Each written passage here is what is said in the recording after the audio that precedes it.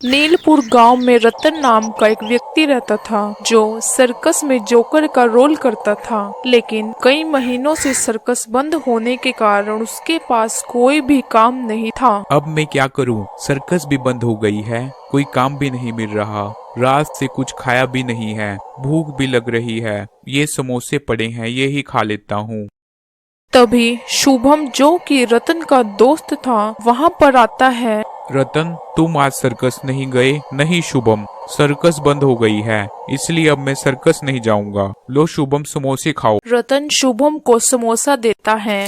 समोसे लेकर शुभम खाता है। वाह, मजा आ गया। अरे वाह, कितने टेस्टी समोसे हैं, मजा ही आ गया। और ये चटनी तो और भी ज्यादा टेस्टी है। रतन, तुम यह समोसे किस दुकान से लेकर आए हो? शुभम, यह किसी दुकान के समोसे नहीं बल्कि मैंने खुद बनाए हैं। ये समोसे सचमुच बहुत टेस्टी हैं। मैंने पहले कभी इतने टेस्टी समोसे नहीं खाए। रतन, वैसे भी तुम्हारे पास कोई काम नहीं है, क्यों ना तुम समोसों का ठेला ही लगा लो। हाँ शुभम, सोच तो मैं भी यही रहा हूँ। अगर मैं जोकर के कपड़े पहनकर समोसे बनाकर बेचूंगा तो लोग मुझे देखने भी आएंगे और मेरे समोसे खाकर भी जाएंगे। अगले ही दिन रतन जोकर की ड्रेस पहनकर गली के नुक्कड़ पर समोसे की दुकान लगाता है। अरे भाई कमल, ये समोसे वाला पहले तो कभी नहीं देखा, लगता है अपने गांव में नया आया है। हाँ भाई राजेंद्र, नया ही आया है, मैंने भी पहले कभी नहीं देखा। चलो भाई कमल, एक बार खा कर आते हैं, देखते हैं इसके समोसे कैसे हैं। कमल और राजेंद्र जोकर समोसे वाले के पास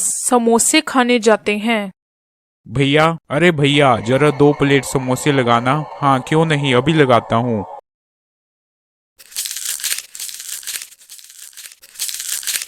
वाह भैया, मजा आ गया, तुम्हारे समोसे तो बहुत टेस्टी हैं। आहा, ऐसे समोसे मैंने पहले कभी नहीं खाए। तुम पहले कहाँ पर थे? भी मेरे पास कोई काम नहीं था, इसलिए मैंने सोचा मैं समोसे ही बनाकर बेचता हूँ। भैया तुमने ठीक किया जो समोसों का ठेला लगा लिया, वरना हम तुम्हारे इतने स्वादिष्ट समोसे कैसे खा पाते। धीरे धीरे रतन जोकर पूरे गांव में फेमस हो जाता है। अब तो रतन जोकर के ठेले पर दूर दूर से लोग समोसे खाने आते। जब शुभम यह सब देखता है तो उसे रतन से जलन होने लगती है। इस रतन जोकर के समोसे तो खूब बिक रहे हैं, अपने गांव से तो लोग समोसे खाने आते ही हैं, अब तो आसपास के गांव से भी लोग समोसे खाने आ रहे हैं। अगर ऐसा ही चलता रहा तो जल्द ही रतन जोकर अमीर बन जाएगा। वैसे भी यह समोसे वाला आइडिया तो मेरा ही था, क्यों ना मैं इस रतन जोकर को मारकर इसका समोसों का ठेला चुरा लेता हूँ। मेहनत भी नहीं करनी पड़ेगी और बना बनाया समोसों का ठेला भी मिल जाएगा। आधी रात को शुभम रतन के घर जाता है और सोते हुए रतन को मारकर रतन का समोसे बनाने का सारा सामान चुरा लेता है।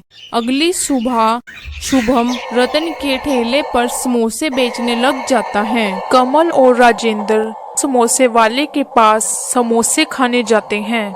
गर्मा गर्म समोसे खाओ, आओ आओ जल्दी आओ, गर्मा गर्म समोसे खाओ। अरे भाई, तुमने काम कब से शुरू कर दिया?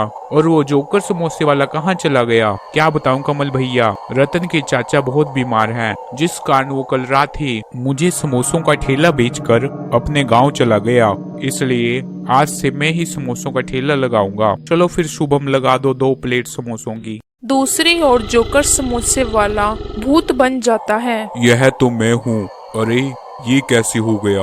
मैं मर कैसे गया? यह चाकू मुझे किसने मार दिया? जिसने भी मेरे साथ धोखा किया है मैं उसे नहीं छोड़ूंगा। आखिर मैंने किसी का क्या बिगाड़ा था? मैं सारे गांव वालों को मार डालूंगा, किसी को नहीं छोड़ूंगा। उसी रात को गांव का लड़का बिरजू अपने घर जा रहा होता है। रात काफी हो गई है, जल्दी जल्दी अपने घर जाता हूँ। मेरी पतंग उड़ती जाए, हवा में जाकर लहराए, ला ला ला ला ला ला।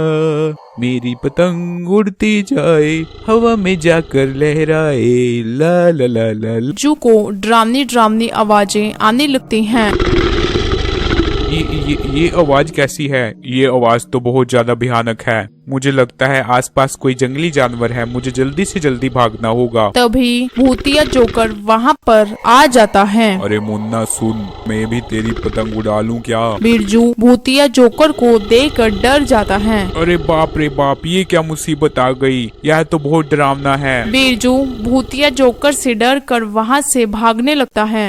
अब तू नहीं बचेगा, अब तो मैं तुझे मार डालूंगा। छोड़ूंगा। तभी भूतिया जोकर बिरजू को हवा में उड़ा देता है। कोई बचाओ मुझे, गांव वालों बचाओ मुझे। भूतिया जोकर बिरजू को मारकर वहां से चला जाता है। अगली सुबह गांव वालों को बिरजू की लाश मिलती है। अरे यह तो बिरजू है, इसे किसने मार डाला? रात को लगता है किसी जंगली जानवर ने इस पर हमला कर दिया और इसे मार डाला।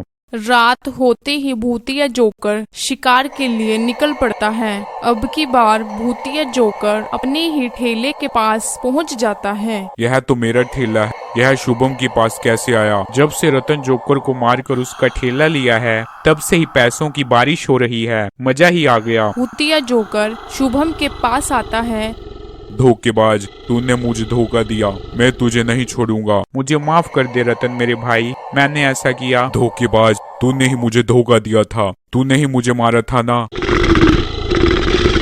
मुझे माफ कर दे, ऐसा नहीं करना चाहिए था। आज मैं तुझे नहीं छोड़ूंगा, मैंने लालच में आकर ऐसा किया। यह ठेला तू ही ले ले रतन मेरे भाई। अब मैं ठेला लेकर क्या करूंगा? तूने तो मुझे मार डाला। भूतिया रतन जोकर शुभम की एक नहीं सुनता और उसे मार डालता है।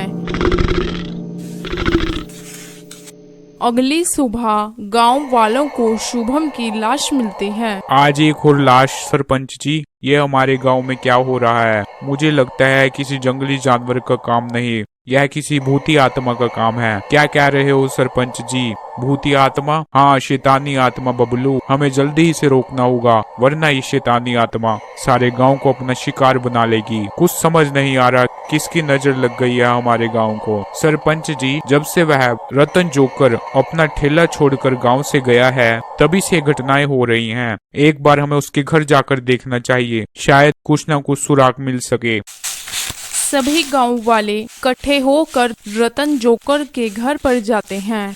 घर पहुंचकर उन सभी को रतन जोकर की लाश मिलती है। ये क्या सरपंच जी, इसे किसने मार डाला? हो ना हो यह इसी भूतिया जोकर का काम है, यही लोगों को मार रहा है। इसे जल्दी से जल्दी रोकना होगा, वरना ये सभी गांव वालों को मार देगा। हमें इससे कौन बचाएगा सरपंच जी? इससे बचने का एक ही उपाय है, हमें जल्दी से जल्दी पहाड़ी वाले बाबा के पास जाना होगा। वही हमें इस भूती आत्मा से हमें बचा सकते हैं, वरना इस शैतानी आत्मा सारे गाँव को खा जाएगी। सभी गांव वाले पहाड़ी वाले बाबा के पास जाते हैं। बाबा जी, हमें बचा लीजिए, हमारी रक्षा कीजिए। क्या हुआ बच्चा, तुम परेशान क्यों हो? वो एक शैतानी भटकती आत्मा है, तुम चिंता मत करो। आज रात उस शैतानी आत्मा की आखिरी रात होगी। रात होते ही भूतिया जोकर फिर से शिकार के लिए निकल पड़ता है। सामने से सड़क पर एक लड़का आ रहा होता है। भूतिया जोकर के सामने आते ही उसकी बाइक रुक जाती है। मेरी बाइक क्यों रुक गई? ये बाइक क्यों नहीं चल रही?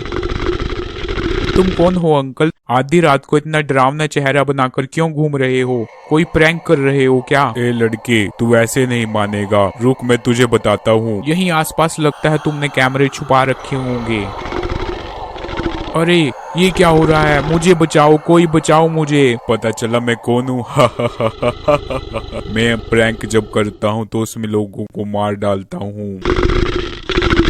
शैतानी जोकर लड़के को मारने ही वाला होता है कि तभी वहाँ पर साधु बाबा गांव वालों के साथ आ जाते हैं। उसने तुम्हारा कुछ नहीं बिगाड़ा, तुम उस लड़की को छोड़ दो भूतिया जोकर, उस लड़की को जाने दो और इन गांव वालों को भी छोड़ दो। मैं किसी को नहीं छोड़ूंगा। तू तो अब गया लड़के, मैं इन गांव वालों को नहीं छोड़ूंगा। लगता है तू ऐसे नहीं मानेगा, तुझे तो सबक सिखाना ही पड़ेगा। साधु बाबा भूतिया जोकर पर शक्तिशाली मंत्र मारते हैं, जिससे भूतिया जोकर वहीं पर जलकर राख हो जाता है।